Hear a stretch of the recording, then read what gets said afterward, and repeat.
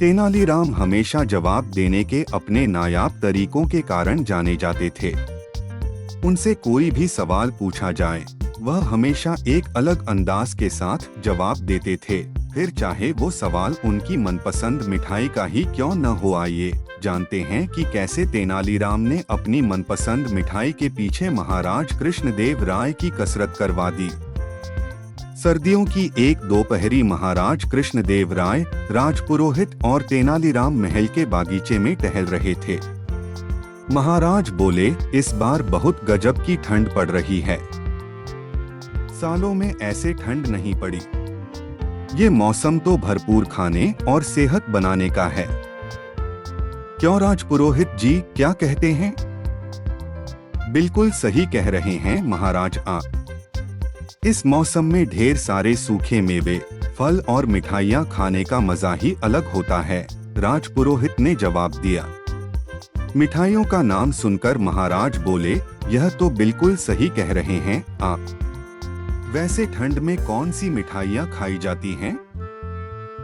राजपुरोहित बोले, महाराज सूखे मेवों की बनी ढेर सारी मिठाइयाँ जैसे काजू कतली, बर्फी, हलवा, गुलाब जामुन आदि। ऐसी और भी कई मिठाइयाँ हैं जो हम ठंड में खा सकते हैं। यह सुनकर महाराज हंसने लगे और तेनालीराम की तरफ मुड़कर बोले, आप बताइए तेनाली, आपको ठंड में कौन सी मिठाई पसंद है? इस पर तेनाली ने जवाब दिया, महाराज, राजपुरोहित जी, आप दोनों रात को मेरे साथ चलिए। मैं आपको अपनी मनपसंद मिठाई खिला दूंगा। साथ क्यों? आपको जो मिठाई पसंद है हमें बताइए, हम महल में ही बनवा देंगे, महाराज ने बोला। नहीं महाराज, वह मिठाई यहाँ किसी को बनानी नहीं आएगी। आपको मेरे साथ बाहर ही चलना होगा, तेनाली ने कहा। चलिए ठीक है। आज रात को खाने के बाद की मिठाई हम आपकी मनपसंद जगह से ही खाएंगे, महाराज ने हंसकर कहा।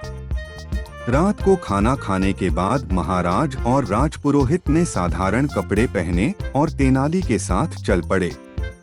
गांव पार करके खेतों में बहुत दूर तक चलने के बाद महाराज बोले, हमें और कितना चलना पड़ेगा तेनाली?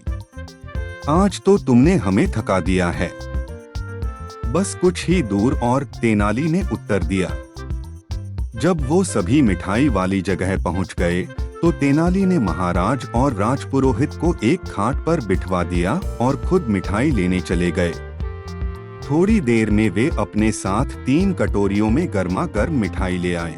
जैसे ही महाराज ने उस मिठाई को चखा, उनके मुंह से वाह से अलावा और कुछ नहीं निकला। महाराज और राजपुरोहित एक बार में पूरी मिठाई चटकर गए। इसके बाद उन्होंने तेनाली से कहा, वाह पंडित रामाकृष्णा, मजा आ गया। क्या थी यह मिठाई? हमने यह पहले कभी नहीं खाई है। महाराज की बात पर तेनालीराम मुस्कुराए और बोले, महाराज, ये गुड़ था। यहाँ पास ही में गन्नों का खेत है और किसान उसी से यहाँ रात को गुड़ बनाते हैं। मुझे यहाँ आकर गुड़ खाना बहुत पसंद है। मेरा मानना है कि गर्मागर्म गुड़ भी बेहतरीन मिठाई से कम नहीं होता। बिल्कुल पंडित रामा, बिल्कुल। इसी बात पर हमारे लिए एक कटोरी मिठाई और ले आइए।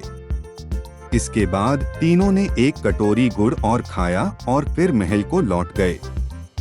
कहानी से सीख, यह कहानी हमें सिखाती है कि छोटी छोटी चीजों में भी वो खुशी मिल सकती है जो कई पैसे खर्च करने पर भी नहीं मिलती।